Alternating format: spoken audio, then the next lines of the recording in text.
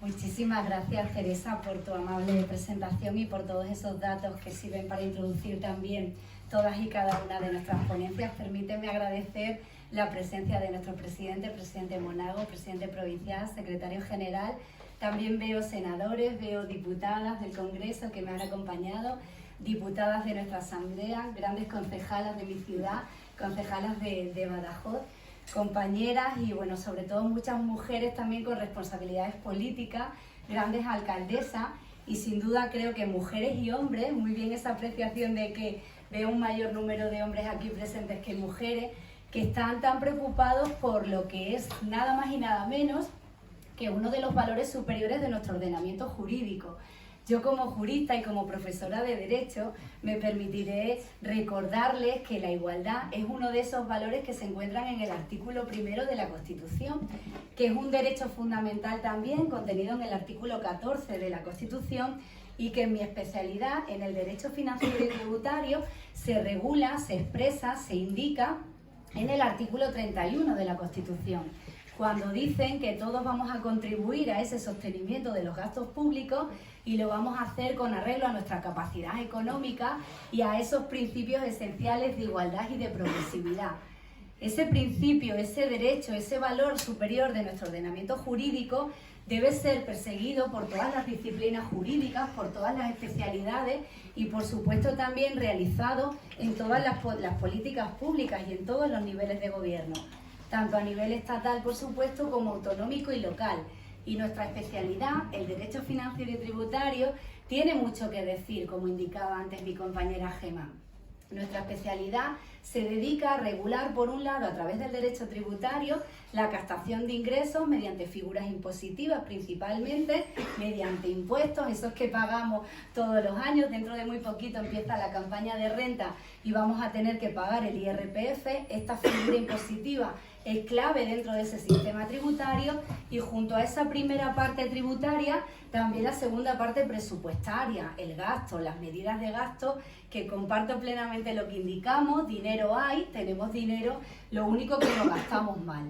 Y mucho me temo que la visión que voy a dar yo aquí esta tarde va también en consonancia a lo que han dicho mis compañeros. Tenemos dinero, tenemos posibilidades de medidas concretas, de la adopción de medidas concretas, pero lo que estamos percibiendo continuamente es un ideario concreto, son ilusiones que no se materializan en medidas concretas y que cuando se hacen se distorsionan por completo. Y pondré ejemplos de incentivos fiscales que surgen, que nacen intentando cumplir con esa finalidad de igualdad, pero luego cuando se llevan a la práctica se convierten en todo lo contrario y provocan una mayor desigualdad. Por lo tanto, coincido plenamente con lo que decías, Antonio, de lecciones ninguna, porque hoy les voy a traer un claro ejemplo de una batalla que estamos lidiando a día de hoy en pro de esa igualdad, que mi compañera Gemma también conoce muy bien, que mi compañera María ha vivido junto a mí, en una deducción que yo considero que es la esencial. El IRPF es la principal figura impositiva donde podemos actuar. El IRPF, el que pagamos esos todos los años por esos rendimientos del trabajo que recibimos, por los rendimientos de capital mobiliario, inmobiliario, por esas ganancias, es la principal figura impositiva en la que podemos actuar. Y se ha actuado, se ha hecho muy bien. Se hizo hace tiempo introduciendo una deducción solo para mujeres, solamente para madres, para mujeres que tengan hijos menores de 3 años, pero pensando en su independencia económica. Vamos a potenciar la igualdad. Para mí el elemento clave en la igualdad de las mujeres es que seamos independientes económicamente, que podamos nosotras decidir dónde gastar nuestro dinero, tener nuestros propios recursos y poder decidir, tener esa capacidad de decisión, que no tengamos que ver mermada nuestra capacidad económica, nuestra capacidad productiva por el hecho de tener que cuidar, que seguimos asumiendo esos cuidados, seguimos cuidando de nuestros hijos, seguimos cuidando de nuestros mayores y eso lastra y ha lastrado y lastrará, por desgracia, el desarrollo de esas actividades económicas, de esas actividades profesionales, el desarrollo de esas carreras profesionales. Se introduce una medida en el IRPF que pretende combatir esto, que pretende combatir que cuando somos madres tengamos que dejar de trabajar y se hace con esa deducción por maternidad.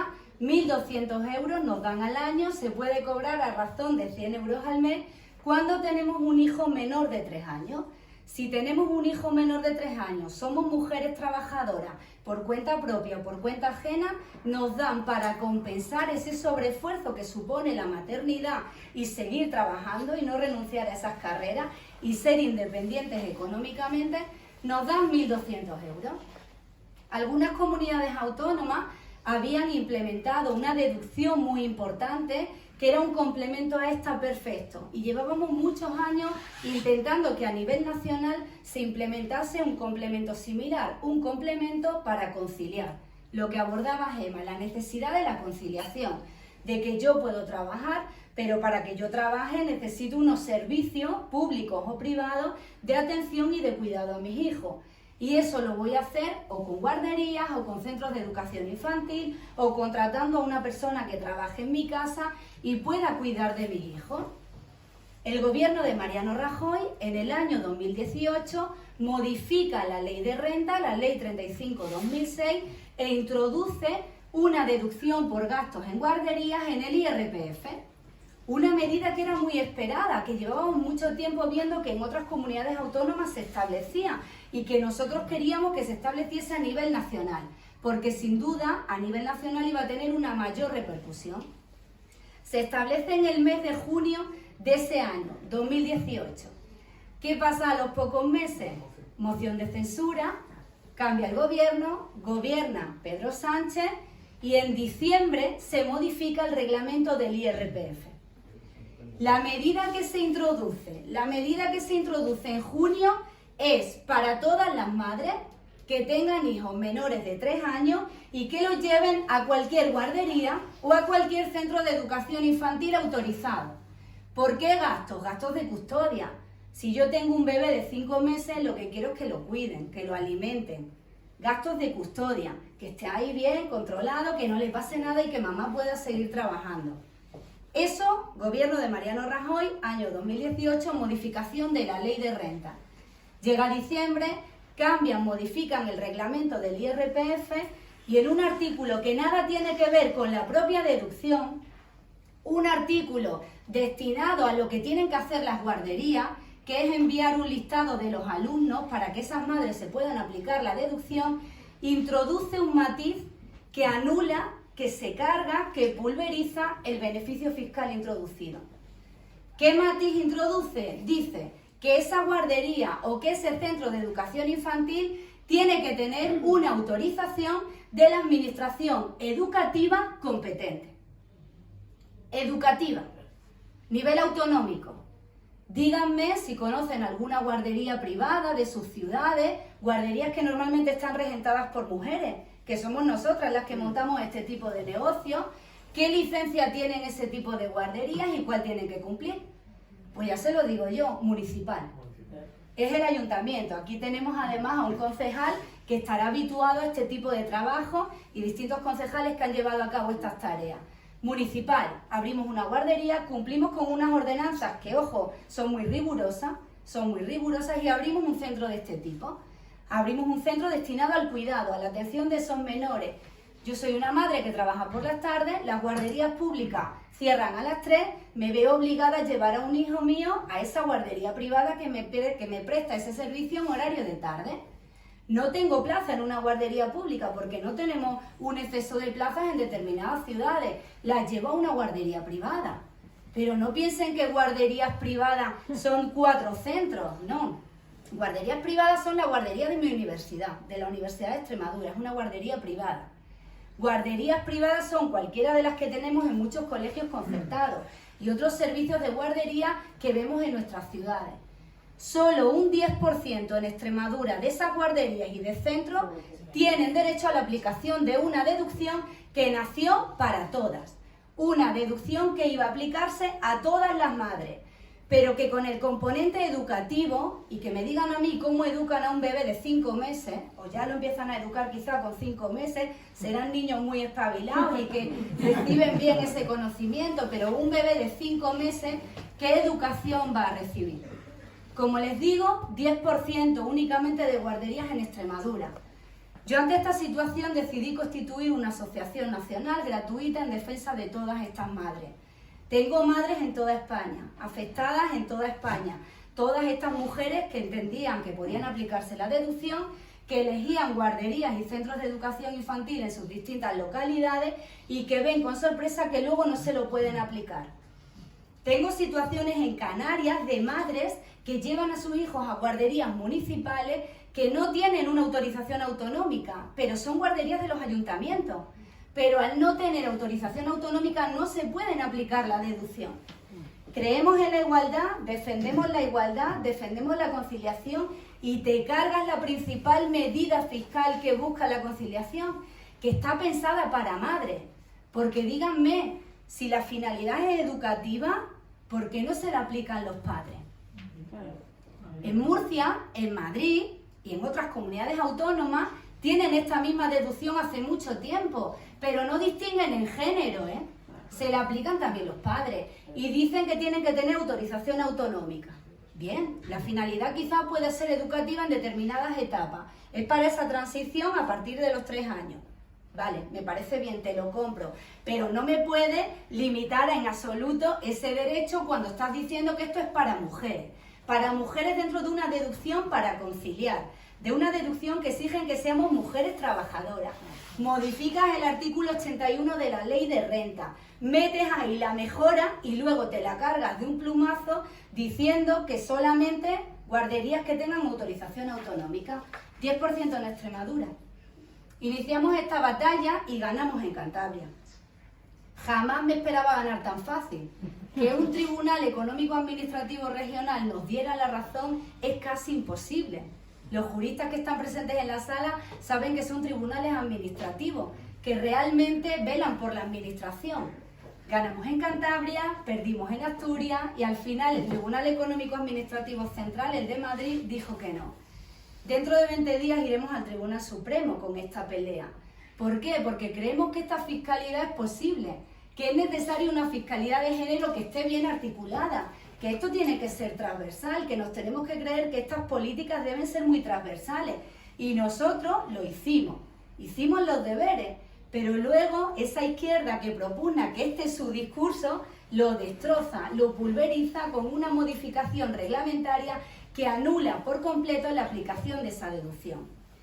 Como este discurso ya suena, Extremadura, y Gemma lo conoce bien, nuestra comunidad autónoma en el año 2020 se inventa una deducción en renta, deducción de 400 euros para hijos menores de 14 años por razones de cuidado.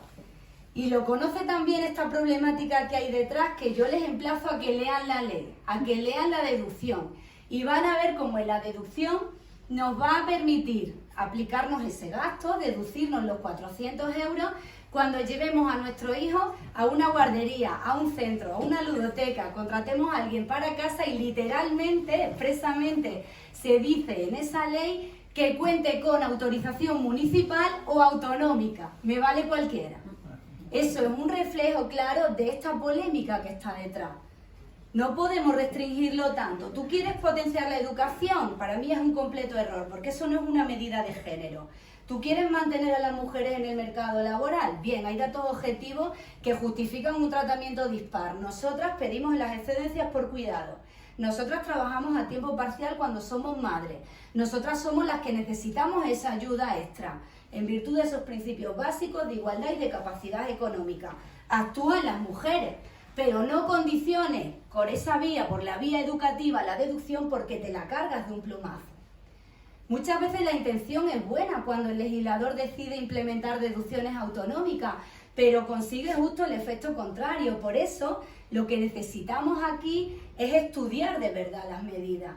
Es que la fiscalidad sea una herramienta útil. Si yo les digo que a día de hoy hay 269 deducciones autonómicas en renta vigentes a nivel autonómico, 269 medidas, deducciones fiscales, los economistas y los juristas de la sala me dirán, pero qué locura, ¿cómo liquidas un impuesto así? Con 269 deducciones muy dispersas. La comunidad que más tiene, Valencia, con 34 deducciones. Una comunidad que tiene una deducción que va en contra de la igualdad de género. Una deducción que ellos probablemente cuando la implementan entienden que esto es a favor de la igualdad de género. pero que el efecto es totalmente en contrario. En Valencia te puedes deducir 153 euros si uno de los dos del matrimonio no trabaja y realiza tareas no remuneradas en el hogar. Te pago porque el otro no trabaje. ¿Cuál de los dos no va a trabajar? ¿Qué pensamos? O sea, ¿cuál es la realidad? ¿Cuál de los dos no va a realizar esas tareas no remuneradas? Que vale muy bien que te lo reconozca el esfuerzo que supone trabajar, pero reconócemelo con un contrato, con una seguridad social, con una independencia económica, profesionalización de los cuidados y profesionalización del empleo doméstico. Es clave para nosotras.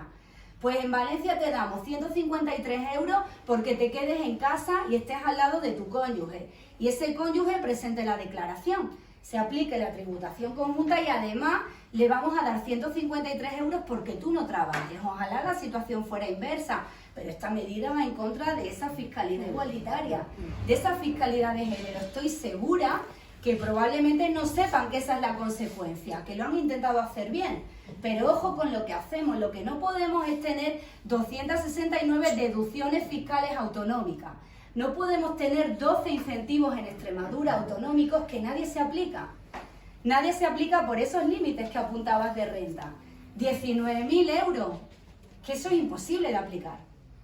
Ahora lo hemos subido, estamos en 28.000 euros. Pero ¿por qué no lo hacemos como en el Estado, sin ningún tipo de límite? Yo quiero que una mujer gane 100.000 euros al año y le voy a reconocer el esfuerzo que hace trabajando. Quiero que lo gane y que se aplique esa deducción igual que se le puede aplicar cualquier otro contribuyente. Sin duda, capacidad económica, pero para eso están los tipos de gravamen, para eso está la tarifa, no los incentivos. Te voy a reconocer ese incentivo como hago en renta. 1.200 euros para todas. Para todas, me da igual cuál es tu nivel de renta. Aquí en Extremadura, todas limitadas a 19.000 euros. Ninguno de nosotros podría aplicárselo porque en cuanto tengamos un trabajo un poco cualificado, tu base imponible va a elevarse. Esa cuantía no va a llegar a esa cuantía, no la vamos a poder aplicar. Necesitamos estudiar y tomarnos esto en serio. Yo se lo decía a Teresa y a María José en esa conversación telefónica. Decía, es que esto puede ser una herramienta, pero hay que hacerlo bien. Son recursos públicos que necesitamos, tienen que estar súper justificados. Vamos a examinarlo, vamos a estudiarlo. Llevemos muchos años trabajando en esto y vamos a ver si es eficaz. Vamos a introducir políticas que propicien esa natalidad, vamos a dar ayudas a esa natalidad, vamos a tener en cuenta la despoblación de nuestro territorio, vamos a trabajar en el ámbito rural. Vamos a potenciar esa igualdad, esa residencia, bonifica la residencia, bonifica tener hijos en determinados territorios. Para mí, en cualquiera de Extremadura. Creo que toda Extremadura está en riesgo de despoblación. Tiene una densidad de población, ya no solo el ámbito rural. No me hables de 3.000 habitantes, de 5.000, háblame de toda nuestra región. Si no, nos vamos a extinguir. Introduce medidas fiscales eficaces y que se valoren. Los portugueses lo hacen muy bien. Están introduciendo medidas fiscales y todos los años hacen una valoración. Y dicen, con este beneficio fiscal, el impuesto sobre sociedades a la mitad, se deslocalizan 26.956 empresas. Y yo ya lo cuantifico. Y sé que hay 9.000 habitantes que se han deslocalizado del litoral al interior para tener que pagar, para poder pagar mucho menos, para pagar un 50% de los impuestos durante 3 años. Medidas fiscales, sí, pero que se revisen. Vamos a tomarnos esto en serio y, por supuesto, no a destrozar el poco trabajo que hemos conseguido estos años. Basta ya de esos grandes mítines y de esa idealización de que es la izquierda. No, para nada. Las medidas fiscales implementadas han sido por este gobierno y han sido destruidas por el contrario, por el que defiende esa igualdad. Incumplen esos principios constitucionales básicos, claves del artículo 31 de la Constitución que tanto esfuerzo nos ha costado materializar y realizar. Justicia tributaria, igualdad, y es posible con rigor, con estudio y de verdad queriendo hacerlo. Muchísimas gracias.